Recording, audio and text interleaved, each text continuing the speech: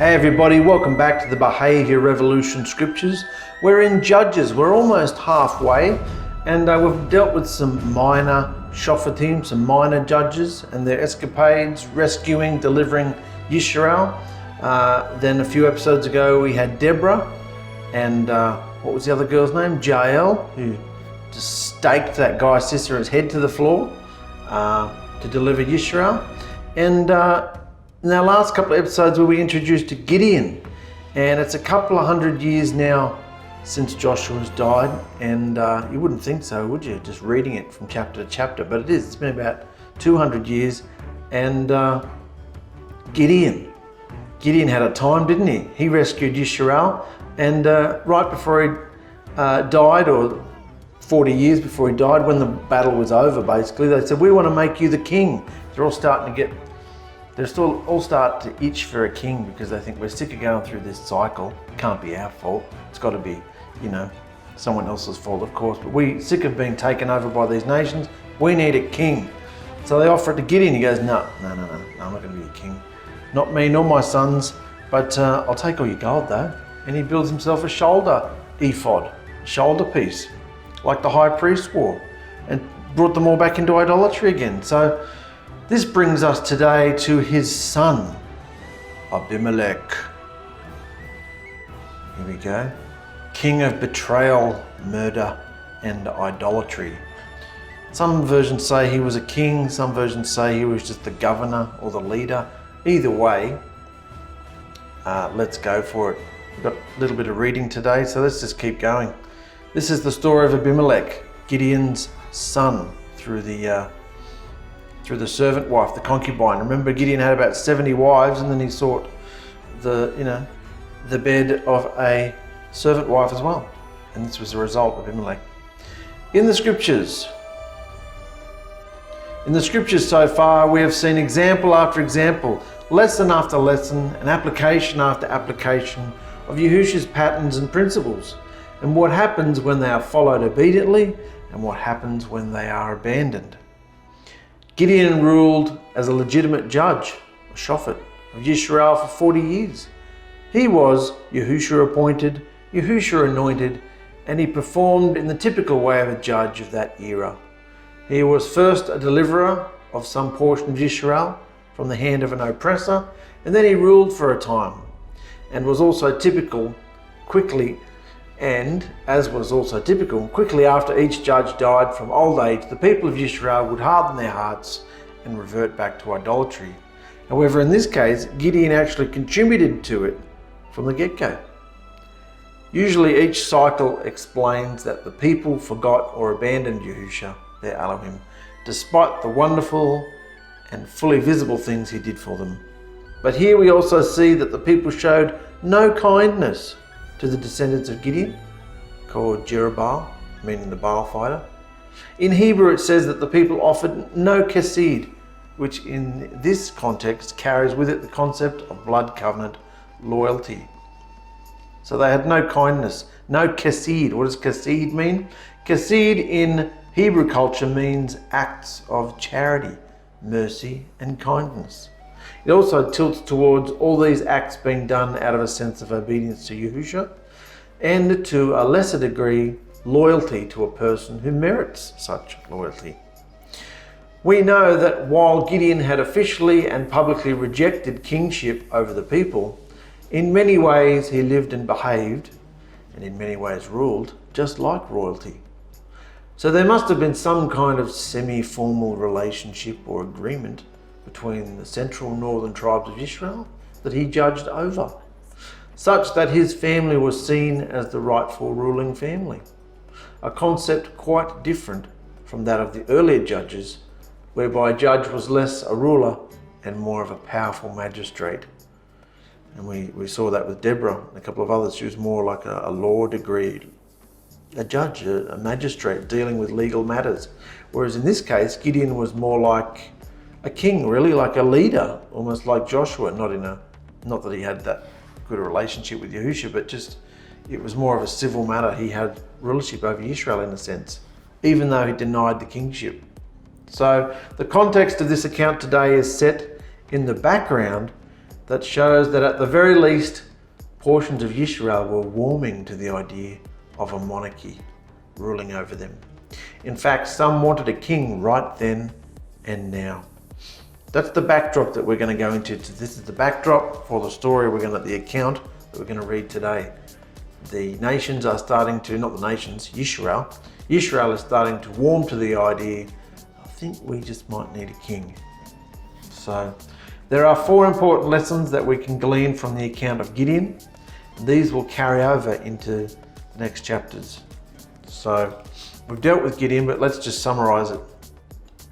Number 1, when Yahusha is the leader, when Yahusha stands with Yisrael, no man and no army and no power can stand against them. The fact that a mere 300 Yisraelite men who were personally handpicked by Yahusha could engage in a set-apart war against 135,000 enemy and prevail should put such joy and courage into our hearts if we honestly believe that the scripture is the truth. Yeah? You believe that? Scripture's true, isn't it? Yahusha's living words. How can 300 men go against 135,000? Well, we saw that most of them slaughtered each other, while they were blowing the shofars. Similar to Jericho. How can you go against a walled city? Well, if there ain't no walls, it's easy. Yahusha got rid of the walls. Yahusha can do anything. So number 2, if anything of a positive nature occurs in the lives of Yahusha's people, it is Yahusha's doing, and he deserves all esteem and honor for it. If anything of a positive nature, if anything good, uplifting, pleasing, blessing, financial or health or feeling or joy, if anything of this nature, positive nature, occurs in our life, it's Yahusha doing it. And he deserves all esteem and honor for it. Don't just say, oh, that was a coincidence. There's no such thing as coincidences. Yahusha is orchestrating everything. And if bad things are happening to you, he can also orchestrate bad things too. Not to harm us, to get our attention. Calamities and consequences, stretching us. The world, what's the next lesson? Number 3, the world will never be the biggest roadblock to Yahusha's people carrying out his will on earth. Rather, it won't be the world that's the biggest roadblock. It will always be the lack of obedience of the believers. The problem is not out there. The problem is in here. Just as with Gideon. The problem wasn't the enemy. The problem was his own people, balking him all along the way. Just as Yisrael was problematic for Yahusha to work with, even though they were chosen and set apart for him by him, so it is with the bride today. Yisrael was redeemed, but they didn't always behave that way, did they? The bride is today, by definition, a fellowship of the redeemed of Yahusha. But we sure don't always behave that way, do we? In the end, we're still just people running around in corruptible bodies of flesh and still fighting our evil inclinations that want to do wrong, even though Yahusha's very spirit lives within us. Therefore, we saw the leaders of Sukkoth and Penuel, who were fellow Israelites, fellow redeemed, literally standing in the way of Yahusha's army of 300 who were pursuing Yahusha's enemies at Yahusha's direction. So it wasn't the enemy that was the problem for Gideon. It's not the enemy that's the problem for us either. The enemy's out there. The enemy doesn't change. Whether it's people, but we're not looking at flesh and blood, are we? We're not fighting flesh and blood. The enemy has been going since before you and I were born. The enemy's been there before the world was created. So what problem is the enemy for you? Don't you know the enemy's voice yet? Haven't you had enough experience with him all your life? Listening to his counsel, his wicked, bitchy, sarcastic, hissing voice in your ear, leading you down into depraved, hideous, horrible choices and habits? The problem isn't the enemy. The enemy's not going to change until Yahusha changes him up and then destroys him. The enemy is not the problem. The problem is us. The problem was Israel. They kept choosing the wrong thing. They kept behaving the wrong way. So, we saw an arrogant group, Ephraim, who held themselves up as the best and most worthy of all Israel, because they were the largest and wealthiest of the tribes in that era. Yahushua didn't, and it was Yahushua that blessed them to be that, by the way, but they lifted themselves up on it. Yahushua didn't put this group in charge of this set-apart war, but they thought they should have been. So they did their part in trying to derail Gideon, or perhaps more to the point, they tried to jump in when they saw success and take over. Do we not see this exact religious carpetbagging behaviour in the believers today?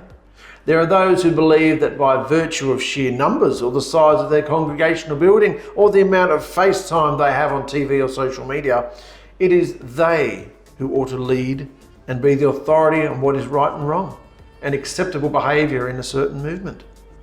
And if they do not bless something, it shouldn't be done, because it mustn't be of Yahushua, because it didn't come through them. Yes, sadly, even most of those immersed into Yahushua's true name, the maidens, behave this way.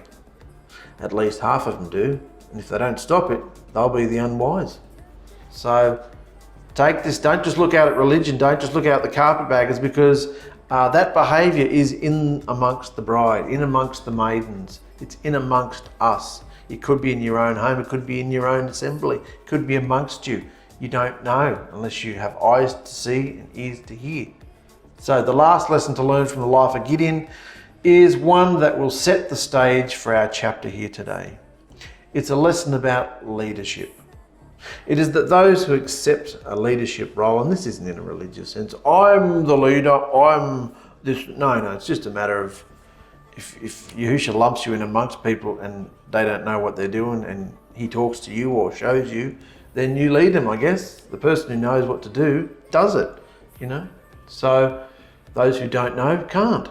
So it's a lesson about leadership. It is that those who accept a leadership role at the call of Yahushua are going to face great temptation to abandon that role and the divine purpose of whatever the specific cause for personal ambitions.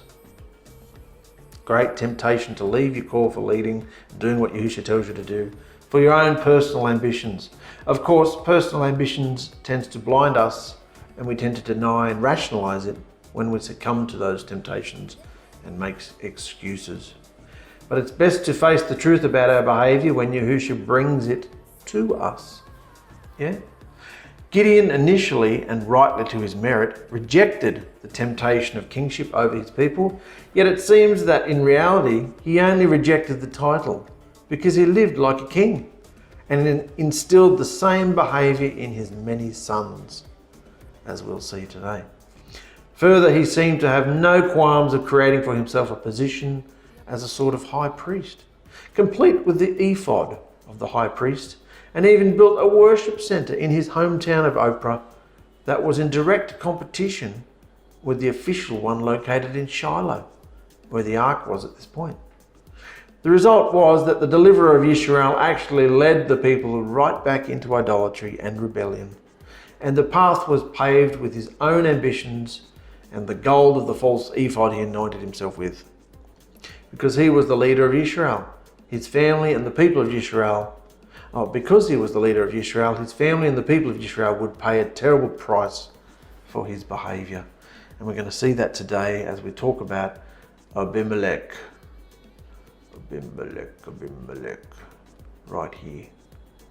King of betrayal, murder and idolatry.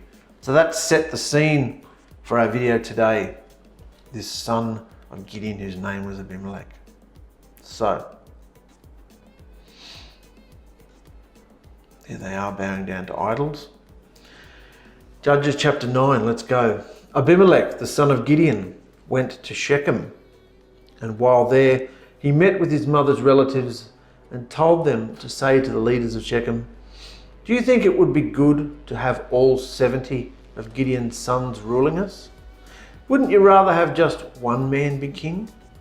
Abimelech would make a good king, and he's related to us." He is related to them because he was the son of his mother, who was in Shechem. She wasn't Hebrew. So Abimelech's uncle talked it over with the leaders of Shechem, who agreed, yes, it would be better for one of our relatives to be king. Then they gave Abimelech 70 pieces of silver from the temple of their deity 𝕵𝗚𝗍𝒃.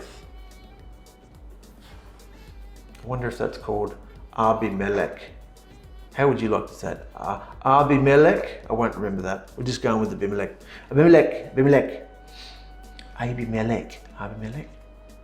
So he's just borrowed some money or taken some money, been donated some money as a campaign, I guess. Campaign gift from the temple of Baal. So while Gideon was a common man, raised up by Yahusha to be a judge, serving Yahusha to deliver his people from oppression, Abimelech was born into privilege, appointed himself as a king, and then served only his own personal lust for power in order to oppress the people. That's bad enough on its own, but Abimelech was Gideon's own son. And remember, Gideon's now dead. The account of Abimelech makes it clear that his mother was his father's concubine, as opposed to the large number of legal wives that Gideon married. A concubine was not a personal prostitute, nor was she a slave, but she did hold a somewhat lesser status in the household than a legal wife, who was married under a kuppah, a traditional wedding canopy, and supported by the legality of a ketubah, a marriage document. But one needs to ask the question, if Gideon had as many as possibly 70 legal wives, why on earth have this one unnamed woman as a concubine? While we can't be 100% sure, I think the reason is self-evident. The legal wives were Hebrew women and legally entitled to a formal marriage ceremony and marriage certificate. Abimelech's mother was not a Hebrew, but a Canaanite of Shechem, probably more accurately a Hivite. Thus, Abimelech was born into a divided loyalty. He was part Hebrew and part Canaanite. Now, this wouldn't have been all that unusual if it weren't for the fact that his father was the supreme leader of Israel and a self-styled high priest. So, he was Joshua and the high priest all in one, he thought, So, Eleazar was the high priest back then, probably dead. Yeah, he's dead now, but he was everything. So this was a problem. His son was a half-breed, yeah? So Abimelech must have been constantly at odds with his Hebrew siblings, all born to other mothers. And Abimelech also seemed to have had a propensity to identify more with his Canaanite family side than his Israelite side. This shouldn't be hard for us to imagine. We've seen this exact dynamic in our extended families, witnessed it in countless others, and definitely when alternate parents and step-parents are involved, as in today's blended families. We all have a good understanding of this rather typical family challenge of divided loyalties and tendency to build alliances and closer relationships with one part of the family as opposed to the other. But it usually happens quite naturally and not from any kind of plan or overt intent. So, this is how Abimelech this is the climate he would have come into, the landscape. We also witnessed this kind of thing with Moses, who was adopted as an infant by an Egyptian woman. Moses could never quite fit in with his Egyptian family, and so found himself in constant internal turmoil as he daily saw the injustice upon his biological and hereditary family and people. So to achieve his ambitions, so on that point, it's not like the movies. Moses didn't grow up and then suddenly realize he wasn't Egyptian. It would have been obvious because Egyptians had black skin and Hebrews had, dark olive skin, but they didn't have that black negroid type skin. So, because one was from Ham and one was from Shem, the descendants. So it's not like, and he may have been circumcised too. So that as well. Anyway, my point is he would have known. It wasn't like the movie where Charlton Heston comes out and realised he wasn't an Egyptian anymore, So to achieve his ambitions, Abimelech went to the city of his mother's origin, Shechem, and solicited support from her brothers and her father, proposing that they choose him to rule over them or they'd be subject to 70 other men, Gideon's Hebrew sons, ruling over them. Now, important in this conversation is that Abimelech was part Canaanite, as we've discussed, as opposed to any of his brothers. And it was understood in these tribal cultures that blood really, really mattered. The family of the leader or ruler would have advantages. Since it is taken for granted that the 70 sons of Gideon were Hebrews, they, on the other hand, would be more inclined to show favour for the Israelite people over and above the Canaanites who lived among them. So you see what kind of family Abimelech's grown up into now. His father is practically the king, not by title, but he's the leader and the high priest. He's the judge over Israel at this time. He's the boss, and he's also the high priest of sorts. And all his brothers and all Gideon's wives are Hebrew. Him and his mother, possibly hidden, possibly secret, possibly not, are Canaanites. So see how he would have grown up?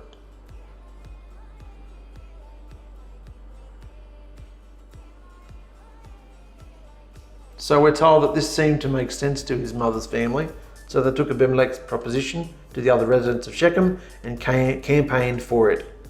Shechem was a mixed city. It consisted of Canaanites and Hebrews living side by side. Of course, why wouldn't they? They weren't interested in doing what Yahusha said, and draining the swamp of the alligators. So you can bet that there had also been much intermarriage as well, which is another thing they were told not to do. In fact, it was a mostly Hebrew city and it was generally under Israelite control. So it's not hard to understand why Abimelech's mother's family would see this as an opportunity to have as its governor someone who is at least more sympathetic to the Canaanites due to a Canaanite heritage. So if we make Abimelech the leader, the king, he's part Canaanite. So he, in a city that's generally run by Hebrews, we might have a say, some power, a stake in it. Yet there was more to this than meets the eye. Shechem was a strategically important city. It lay at a crossroads of major trade routes that wove through the area. Shechem was also well situated in a very fertile valley. And just as key was that Shechem was central in Israel's heritage and history, and it was both a place of spiritual and cultural importance to the Israelites. So if Abimelech could gain control of Shechem, as opposed to some other less revered towns, it would give him a political platform and measure of credibility, and he would be able to extract the usual taxes from the many caravans that necessarily had to pass through this territory. Shechem was also where Jacob's two sons, it's where Dinah was raped, remember, by the prince, the king's son. And then, who was it? Levi and Simeon, I think. Simeon and Levi went on that barbaric bloodbath of revenge against all the males of Shechem.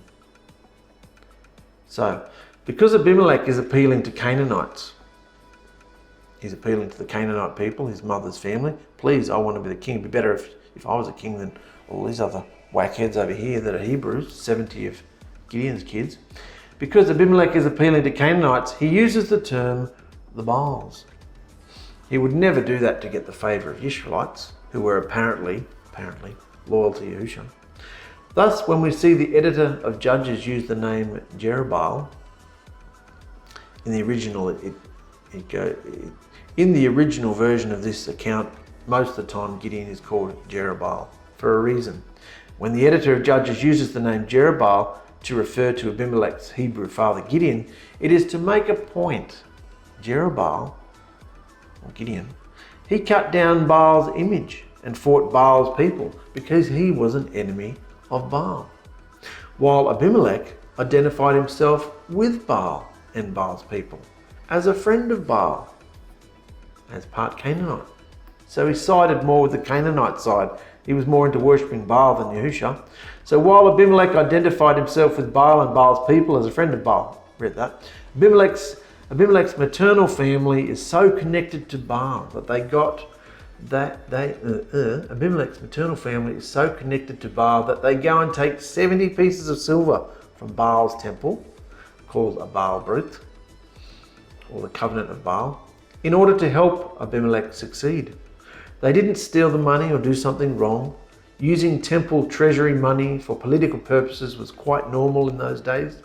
The money was used to hire some good-for-nothings to do Abimelech's bidding. These hirelings would be used as assassins to kill all of Gideon's sons. Just jumped the gun there, you know what's going to happen now.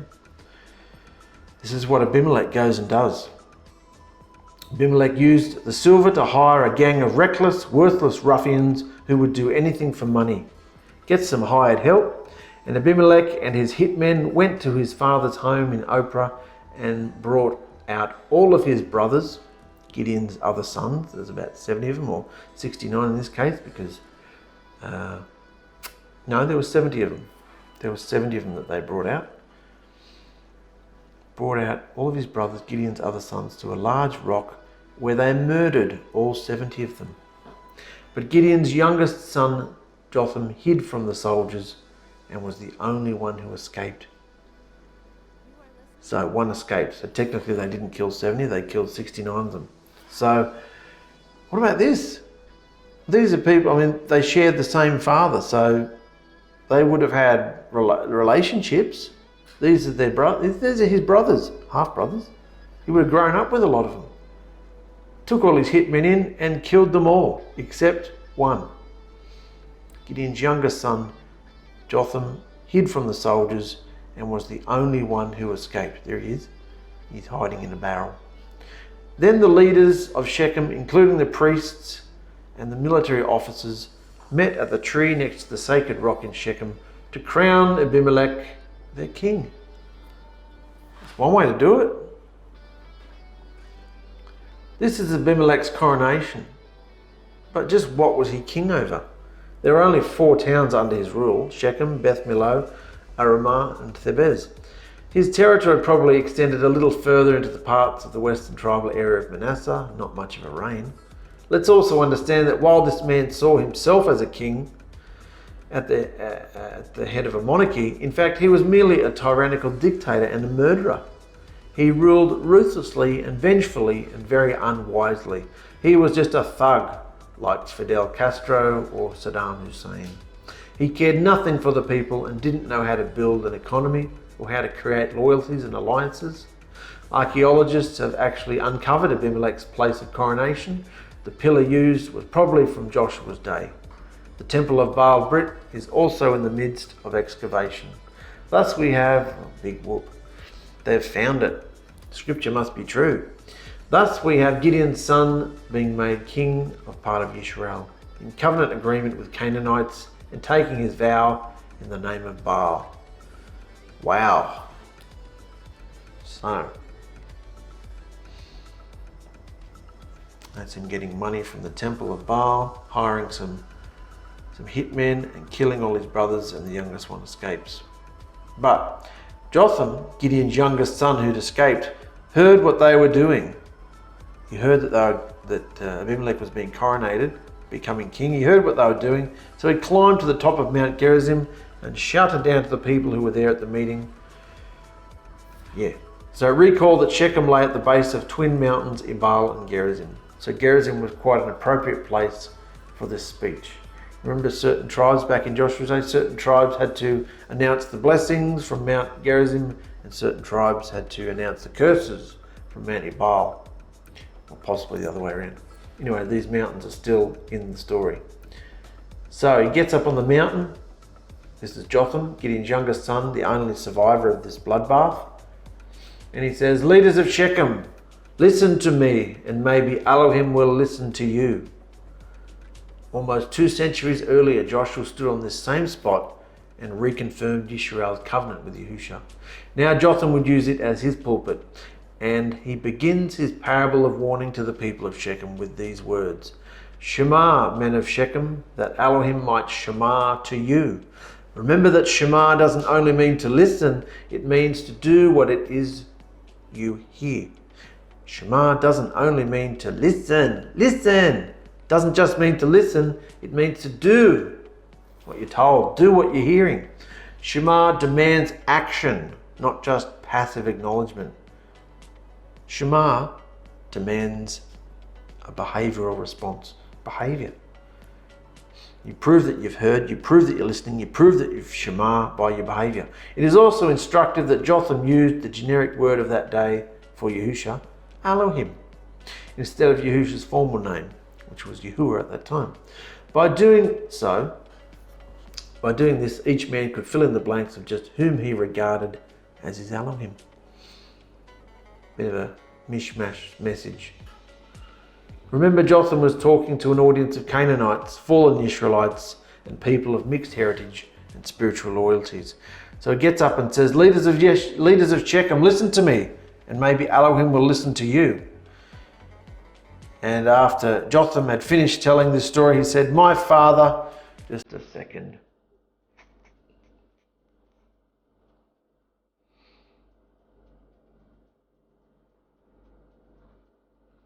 Give me 1 second.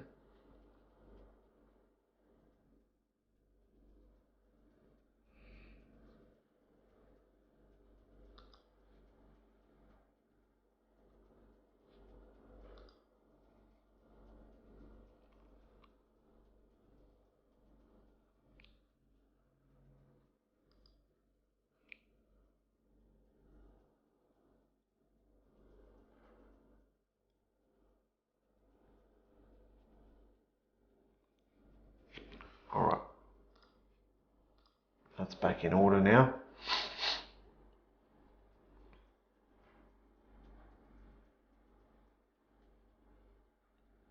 So he says, leaders of Shechem, listen to me.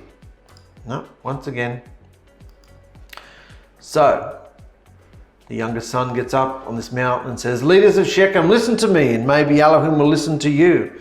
Once the trees, representing the citizens of Shechem, once the trees searched for someone to be king, and they asked the olive tree, will you be our king? Will you be our king? They asked the olive tree, will you be our king? But the olive tree replied, my oil brings honor to people and to deities. I won't stop making oil just to have my branches wave above other trees.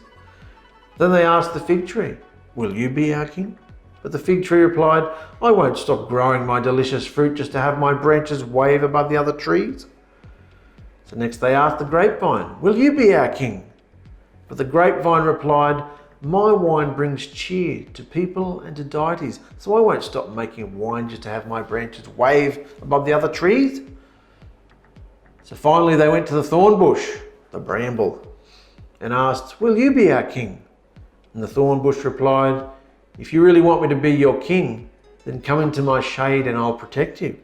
But if you're deceiving me, I'll start a fire that will spread out and destroy even the cedars of Lebanon. So he tells them a bit of a parable. What does the parable mean? The olive tree, so you got the gist of it? The trees are looking for a king. So they ask the olive tree, the fig tree, the grapevine, who deny it because they've got jobs already. And so then they ask the thorn bush. The olive tree produces oil for the esteem of Yahusha and for use by men. Yahusha created it for this purpose, and it is a high calling. So the olive tree says that to give up this calling merely to leisurely wave to and fro to some other trees would be a waste of its purpose and a waste of its gifting. The fig tree explains that Yahusha created it to produce wonderful sweet fruit for eating. Figs were the staple fruit of that region and highly prized. And the fig tree says, why would I leave that production of sweetness and goodness behind just to rule over some other trees? The vine produces grapes that, like the olive tree, are used to both bring joy to Yahusha and man. To Yahusha it produces also the drink offering, the wine that is necessary to many sacrifices and celebrations. For man it was the principal beverage in virtually every home. It soothed the stomach, tasted wonderful, and brought an extra measure of joy to parties and celebrations. So the vine says, why should I exchange such a wonderful purpose and privilege simply to be above other trees? The trees were asking the olive, fig, and grapevine to leave behind their Yahusha-given usefulness in exchange for what men see as a higher social status. Wise men understand that to take on a leadership role must be the role Yahusha intended for them, and not just a personal ambition, or the motives are all wrong. And that's the point. You know if you're doing it the right way because you don't really need to or want to, or you didn't dream it up yourself. It's not a way to not have to work. It's something that Yahusha calls you to do, and you feel you've got the gifts to do it and you're led to do it, and it's nothing to do with money of any kind. It's just, this is what I'm called to do, so I'm going to do it. And that the motives are either right or wrong. If it's for personal ambition, it's wrong. Further, it is always best and more satisfying to be used for the purpose one was created, rather than wishing we were created for another and different purpose than most men see as more important. To abandon our Yahusha-given gifts and assignment in his reign in favour of something that personally pleases us or other men is a terrible misuse of those gifts. Our value to the reign of Yahusha is and will always be in whom Yahusha made us to be. That's your purpose, guys. If you want to know what your purpose is, it's for his reign, and he will empower you and gift you for that purpose. Not in how the world sees us or how we would prefer to see ourselves in the world. True contentment and peace is found in being trained by Yahusha to discover those divine gifts and purposes and abide in them all of our days for good service to Yahusha and mankind. But the trees of Jotham's parable had so far failed in finding a king, so they went to what they saw as their last resort, the thorn bush, the bramble. The thorn bush is the lowest grade of plant life, and so any other position than that one, and so any other position than the one it naturally holds would be a promotion. Anything that happens to a thorn bush would be a promotion, wouldn't it? So the thorn bush is hard, full of thorns and stickers, and lies like a carpet on the surface of the ground. A thorn bush produces no fruit and no joy. It is worthless, but to cause harm and be a menace to farmers and other plants.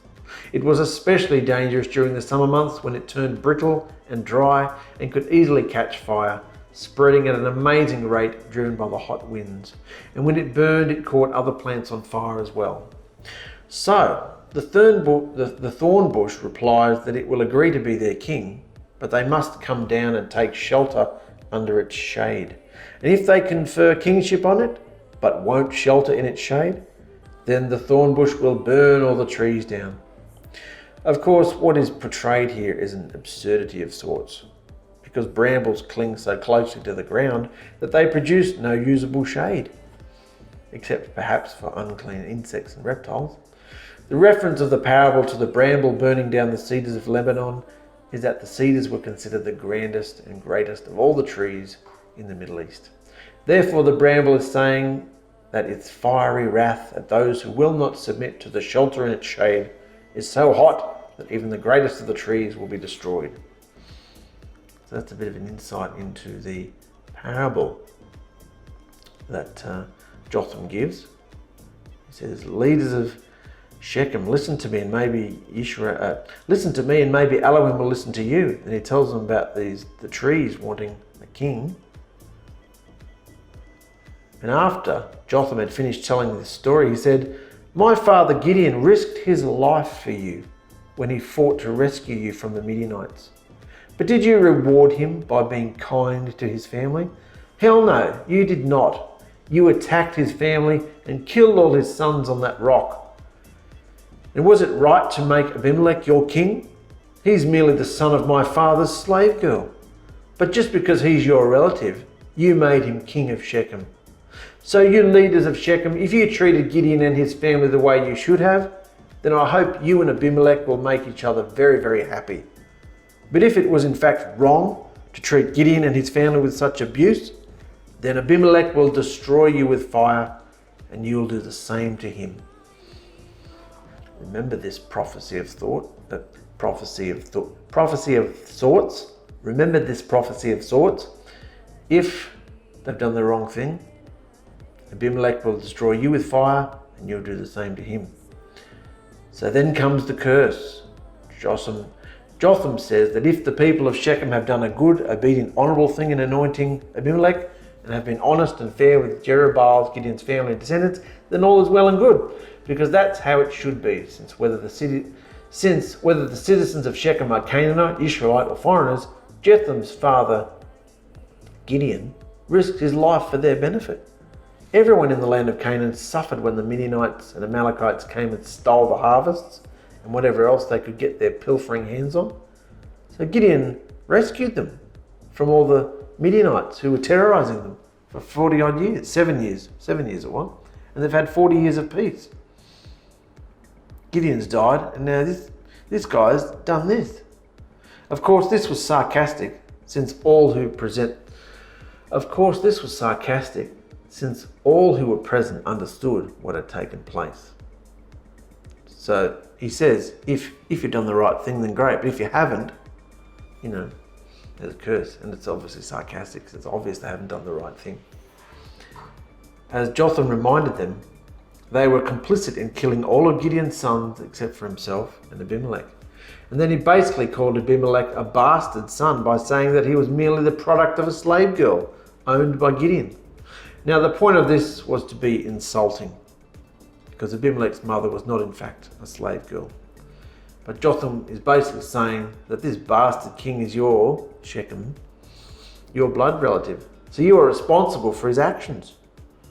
Therefore, if anything that they and Abimelech did was obedient and good, then may each enjoy one another. But if it wasn't, then may fire come out of Abimelech and burn them. And may they in turn come out against Abimelech and destroy him.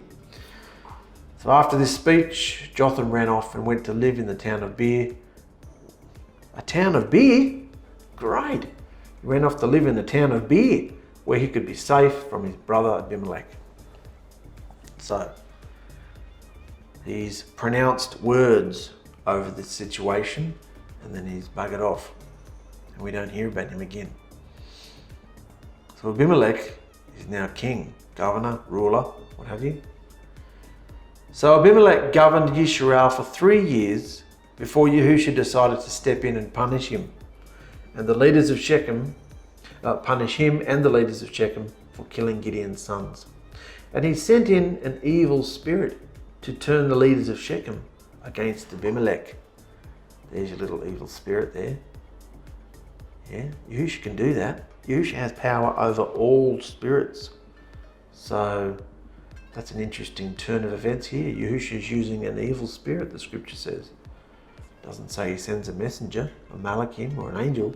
He sends an evil spirit to taunt and torment these people and turn them against each other.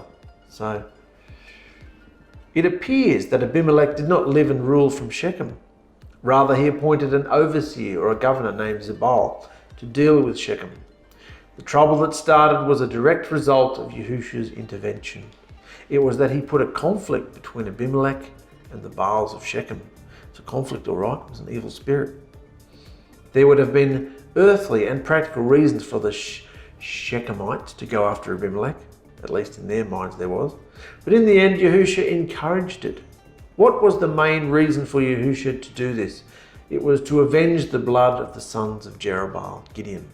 So Yahusha's paying them back for their murderous behaviour. Remember, one of the Yahusha patterns established in Moses' instructions, the Torah, is that murder or bloodshed must be dealt with by executing the murderer.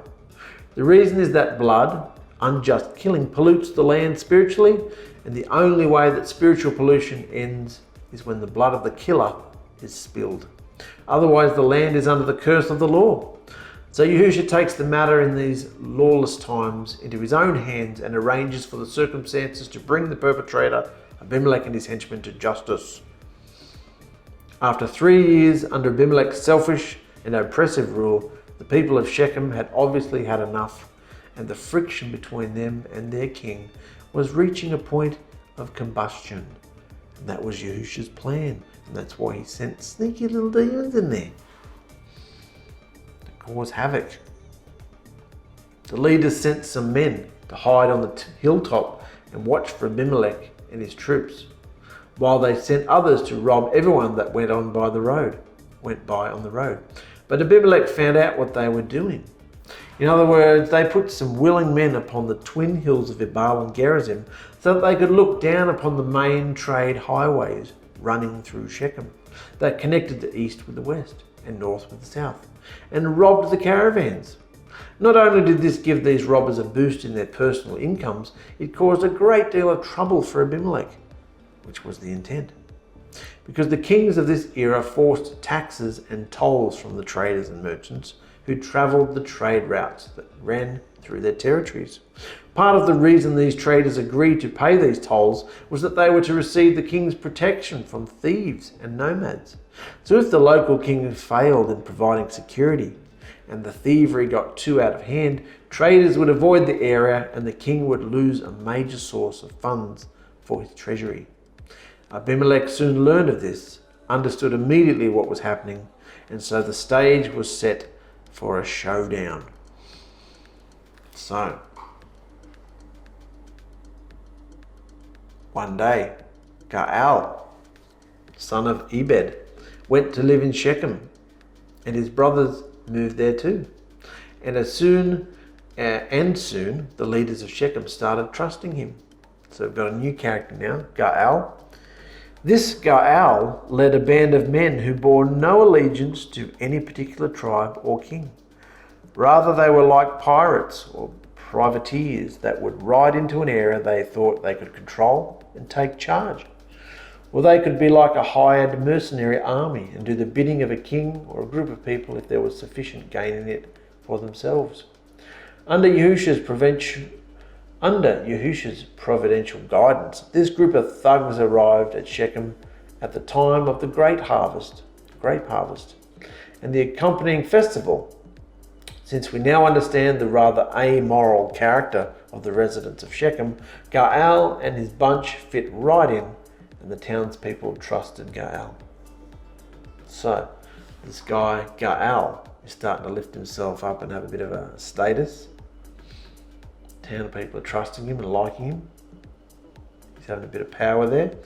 Then the time came for the grape harvest, and the people of Shechem went into their vineyards and picked the grapes. They put the grapes in their wine pits and walked on them to squeeze out the juice in order to make wine. Then they went into their temple of their deity and threw a big party with lots of eating and drinking, and before long they were cursing Abimelech. 𝗪𝗓 showed up at a very auspicious time, the great New Year event of the pagan Mystery Babylon religions. The main event of this celebration was the gathering of the grapes, fermenting their juice into wine, and then having a long drunken party in honor of Baal. Around the same time in Israel, though, it was the appointed time of Sukkoth, tabernacles or booths. In fact, when we look at the original Hebrew, it says in English that they went into the house of their deity to eat, drink, and be merry. Depending on your translation, what it actually says is that they went to the house of their Elohim to give Hilulim. They went to the house of their deity to give Hilulim. And this means praise offerings and is directly connected to the Hebrew word Hallel, praise, that is so central to the Feast of Tabernacles celebration.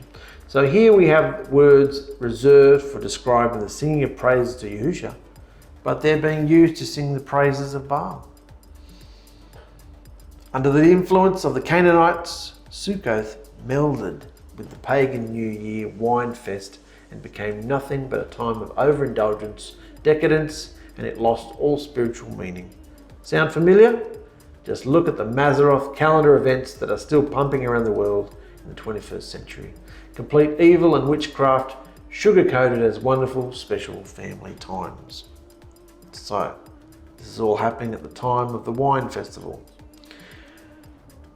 And while they're all in the throes of celebration, 𝗪𝗓 gets up and says, King Hamor was the founder of Shechem, so one of his descendants should be our ruler. But Abimelech's father was Gideon, so Abimelech isn't really one of us and shouldn't be our king. And we shouldn't have to obey him or Zebul, who rules Shechem for him. If I were the ruler of Shechem, I'd get rid of that Abimelech and tell him to go get an even bigger army, and we'll still beat him. At this time of feasting and drinking, 𝗪𝗓 uses the moment to challenge the people of Shechem to openly revolt against Abimelech. He says, who is this Abimelech that we should bow down to him? After all, Abimelech is nothing more than a son of Jerubbaal. Remember, Jerubbaal is a nickname for Gideon, and it means Baal fighter. Here the people of Shechem, Hebrew and Canaanite, were having a drunken bash in honor of Baal. And 𝗪𝗏 says, why should we have a king over us who is the son of a man who hates Baal and broke down his altar? 𝗪𝗏 goes on to say that if they're to have a ruler, he ought to be from Hamor, the father of Shechem. Remember that Hamor was a Hivite king who founded the city of Shechem. So now, just as Abimelech used his Canaanite or Hivite blood as a reason for the people of Shechem to invite him to be their king, now 𝗪𝗏 is reminding the people that Abimelech is also half Hebrew. And so 𝗪𝗏 is using Abimelech's Hebrew bloodlines against him. Oh, what a tangled web we weave when we first decide to deceive. Then 𝗪𝗏 throws out a not so hidden hint. If I were in control of this people, I'd get rid of Abimelech. In other words, if you'll agree to help me dispose of Abimelech, I will become your leader. Then, in his drunken state, he throws down the gauntlet to Abimelech and challenges him to come to Shechem with whatever loyal army he has and fight. And I'll still beat him. Get as many men as you want, and I'll still beat you. So, this is 𝗪𝗏 coming into town. Who is this Abimelech? We should obey him. Yeah? So, the Zebul gets angry and says to the messengers, go and tell Abimelech. And they do. 𝗪𝗏 and his brothers have come to Shechem to start a revolt. So, Zebul was angry when he found out what 𝗪𝗏 had said and sent some messengers to Abimelech. But they had to pretend to be doing something else, or they would not have been allowed to leave Shechem. Zebul told the messengers to say, 𝗪𝗏, the son of Ebed, has come to Shechem along with his brothers, and they have persuaded the people to let 𝗪𝗏 rule Shechem instead of you. This is what I think you should do. Lead your army here during the night and hide in the fields. Get up the next morning at sunrise and rush out of your hiding places to attack the town. 𝗪𝗏 and his followers will come down to fight you, but you will easily defeat them. So when Zebul, the governor of Shechem, who is loyal to Abimelech, hears of Zebul's revolt, he sends a message to Abimelech. The fact that Zebul was able to continue on in the face of this growing and unhidden rebellious mindset speaks to the divided nature of Shechem. Just as there was no consensus in choosing Abimelech 3 years earlier, there was no consensus to revolt against him now. Zebul suggests to Abimelech that he get his army together, come to Shechem under the cover of darkness, and then lie in wait out in the fields that surround the city. Then when dawn breaks, he should attack. 𝗪𝗏's men are bound to respond in kind, and by drawing them out from behind the city walls into the open. If Abimelech is properly prepared, he should be able to defeat 𝗪𝗏. Abimelech acted in accordance with 𝗪𝗏's advice. So, one night, Abimelech led his soldiers to Shechem, divided them into 4 groups, and they all hid near the town. The next morning, 𝗪𝗏 went out and stood in the opening of the town gate. Abimelech and his soldiers left their hiding place, and 𝗪𝗏 saw them. Zebul was standing there with 𝗪𝗏, and 𝗪𝗏 remarked, Zebul, that looks like a crowd of people coming down from the mountaintops. Nah, it's just the shadows of the mountains, mate. It only looks like people moving. But Zebul, look over there, 𝗪𝗏 said. There's a crowd coming down from the sacred mountain, and another group coming along the road from the tree where people talk with the spirits of the dead. Then Zebul replied, well, what good is all of your bragging now, Zebul?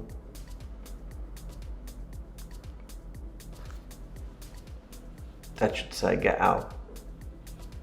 Then Zebul replied, well, what good is all of your bragging now, 𝗪𝗏? You were the one who said Abimelech shouldn't be the ruler of Shechem, so out there is the army that you mocked. Remember he said, get a big army and we'll still beat your ass. So out there is the army that you mocked. So go out and fight them. So 𝗪𝗏 and the leaders of Shechem went out and fought Abimelech. Soon the people of Shechem turned and ran back into the town. However, Abimelech and his troops were close behind and killed many of them along the way. Abimelech stayed at Ur-Ramah and Zebal forced Gaal and his brothers out of Shechem. In the morning, Zebul and Gaal were standing inside the open city gate, both for different reasons, no doubt, looking to see if Abimelech was anywhere to be seen. Obviously, Gaal didn't know that Zebul had sent for Abimelech. When Gaal saw Abimelech's men moving on the mountainside with the morning light still dim and the shadows being long, Zebul tried to convince him that he was just seeing things, just to give Abimelech's men a little more time to get closer before they were discovered. But when it simply wasn't possible to conceal the plan any longer, Zebul turned and flung Gaal's boastful comment right back into his face. "Where's your mouth now, mate? Go and fight him." Now Zebul turns the tables and provokes Gaal to leave the safety of the thick defensive walls of Shechem to go out and take on the man he had so little regard for. No details are given of the battle, only the outcome. With Gaal now banished from Shechem, Abimelech could do almost anything he pleased in bringing full destruction to those who rebelled against him. And that's them fighting the battle there. The next morning, the people of Shechem were getting ready to work in their fields as usual, but someone told Abimelech about it. So Abimelech divided his army into 3 groups and set up an ambush in the fields near Shechem. And when the people came out of the town, he and his army rushed out from their hiding places and attacked. Abimelech and his troops with him ran to the town gate and took control of it, while 2 other groups attacked and killed the people who were in the fields. He and his troops fought in Shechem all day until they had killed everyone in town. This is the town that he was the king of. He killed them all. Then he and his men tore down their houses and buildings and scattered salt everywhere. The morning after the last of Gaal's men were expelled, the regular townfolk of Shechem went out to the city gates to tend their fields, figuring that the fighting was over and it was time to get back to normal life. Wrong. Nope. Abimelech and his men were laying in wait to take revenge, and as soon as all the Shechemites were in their fields and deep into their hoeing, pruning and harvesting, the attack came. The text says that the fighting and destruction went on all day, and he effected a rather senseless slaughter on all the inhabitants of Shechem, destroyed the buildings, and sowed the land with salt. Sowing the land with salt is not literal, although it may have been ceremonial. It simply means that the land and the city became a wasteland and unusable. So there he is, sowing salt. Earlier that day, the leaders of the temple of 𝕭𝕚𝕚 and Shechem had heard about the attack, so they went into the temple fortress. But Abimelech found out where they were and led his troop to Mount Zalmon, where he took an axe and chopped off a tree branch. Then he lifted the branch onto his shoulder and shouted, "Hurry, cut off a branch, just as I did." And when they all had branches, they followed Abimelech back to Shechem, piling the branches against the fortress and set them all on fire. Now what did the youngest son of Gideon say about, if this is an abomination what you're doing, then may Abimelech burn you with fire, and vice versa. What's he doing now? Couldn't get in, so he's piling branches against the fortress and set them all on fire, burning down the fortress and killing about 100,000. Killing about 1,000 men and women. Now, as happens in an aristocracy, while the common folk were fighting and dying, the upper class, who lived in another area of the city, made a mad dash to a place for their special protection. They fled from their normal quarters inside the city to the fortress temple of their deity, here called 𝕭𝕚𝕚, meaning covenant with Al. Al was the Canaanite word for highest Elohim, usually considered to be even above Baal. Of course, we find that the Hebrews borrowed that word to refer to Yahusha early in the scripture. While the move from inside the city was obviously because the deities of Shechem and their families felt that the temple fortress was the strongest building now available to them, without a doubt, the main reason they were there was the hope that their deity Baal would protect them. When Abimelech observed this, he took countermeasures. He led his army to a nearby hill that had the dense growth of fir trees. He and his men chopped off branches, brought them to this temple tower, now packed with the upper crust of Shechem, laid the branches against it, and then lit them on fire. The greenness of the branches would have made for horrific choking smoke, while it burned through the wooden door and wooden roof that was standard in that time. Thus killed many, where they sat huddled together and driving others out to be struck down. Over 1,000 men and women were killed at the base of the deity's temple. There they are there, black and charcoal. He's going forth, Abimelech. After destroying Shechem, Abimelech went to Thebez, surrounded the town and captured it. But there was a tall fortress in the middle of the town, and the town leaders and everyone else went inside. Then they barred the gates and went up to the flat roof. So Abimelech and his army rushed to the fortress and tried to force their way inside. Abimelech himself was about to set the heavy wooden doors on fire when a woman, way up on the roof, dropped a large rock that she was grinding grain with. Dropped a large rock on his head and cracked his skull. The soldier who carried his weapons was nearby, and Abimelech told him, "Take out your sword and kill me. I don't want people to say that I was killed by a woman." So the soldier ran his sword through Abimelech, and when the Israelite soldiers saw that their leader was dead, they went home. Talk about an anticlimax. He's going on this grand campaign. He's about to storm the last stronghold, and a woman drops a rock on his head, cracks his skull. His servant runs a sword through him, and they all went home. With the central city of Shechem now in ruins, Abimelech moved against the neighbouring city of Thebez that lay about 9 miles northeast of Shechem, who apparently had acted in sympathy with Shechem. The central part of the city of Tebetz was taken rapidly, and many of the city people, not just the aristocracy in Shechem, fled to the refuge of what is called a fortified tower.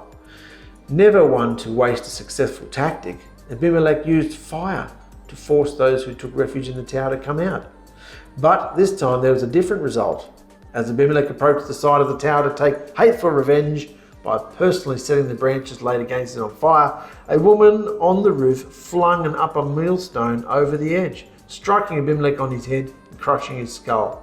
An upper millstone was around 15 inches in diameter and 3 or 4 inches thick, and it would have weighed around 20 pounds. It must have struck a glancing blow, because if it had hit his cranium bluntly, he would have died instantly.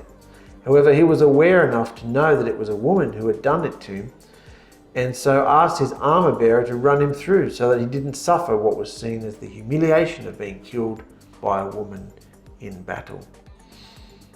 That's all it is there. They're all in the tower up there, hiding in the tower. So Abimelech's storming it. He's going to light it on fire to get in there. So she drops a stone on his head.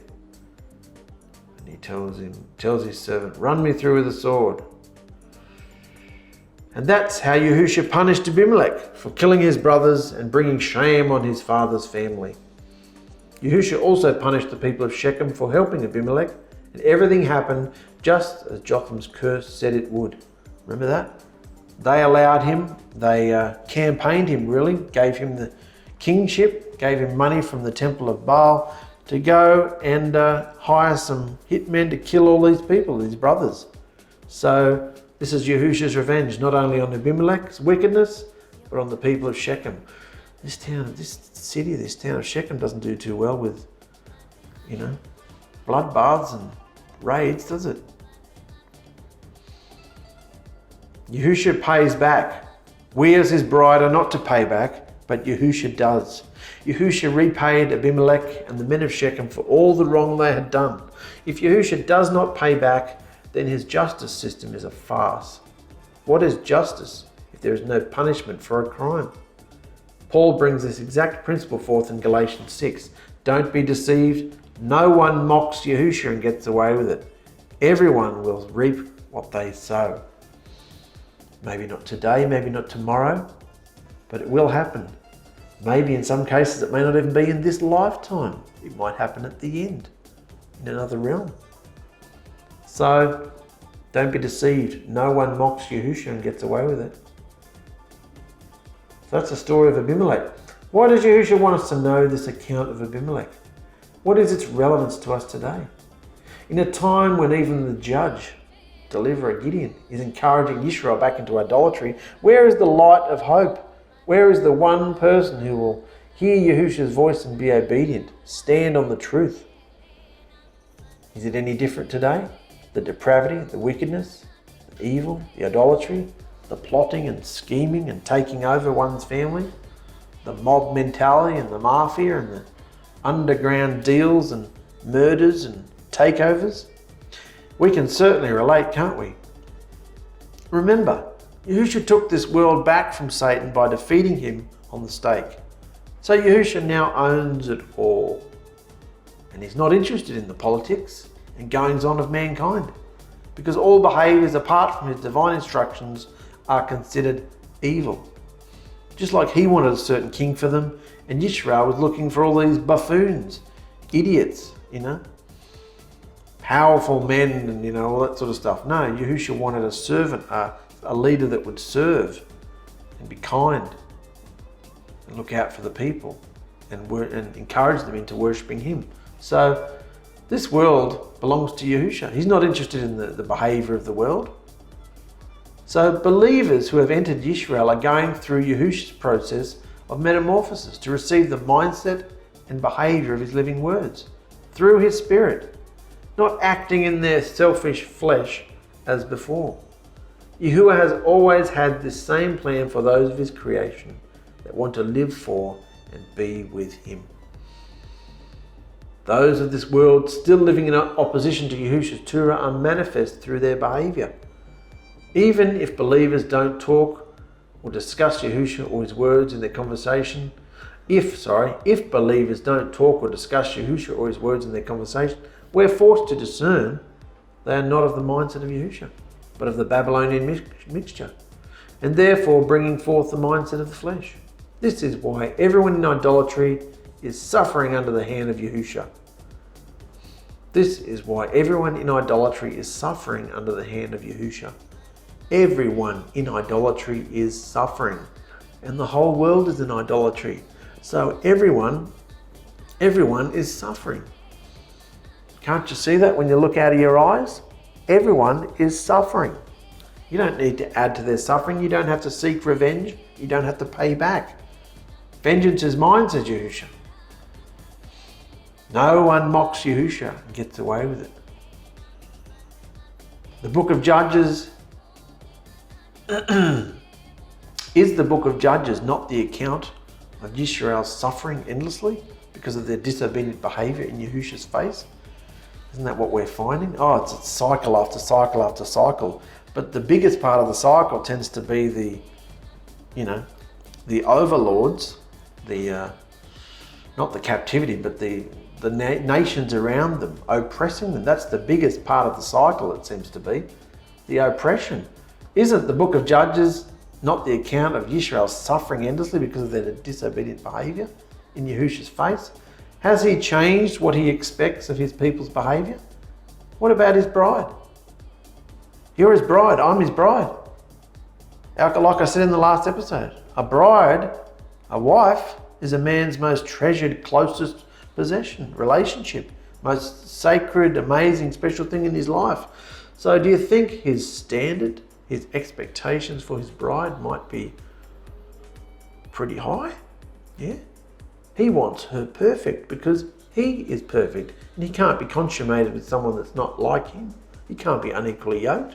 That's why you're going through such bloody turmoil and hell that you're going through, because he hates your behaviour.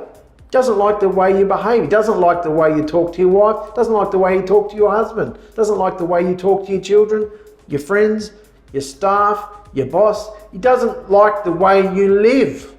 That's why you feel like crap all the time. Face it. Don't make excuses. Go through the metamorphosis and change. There's no other way.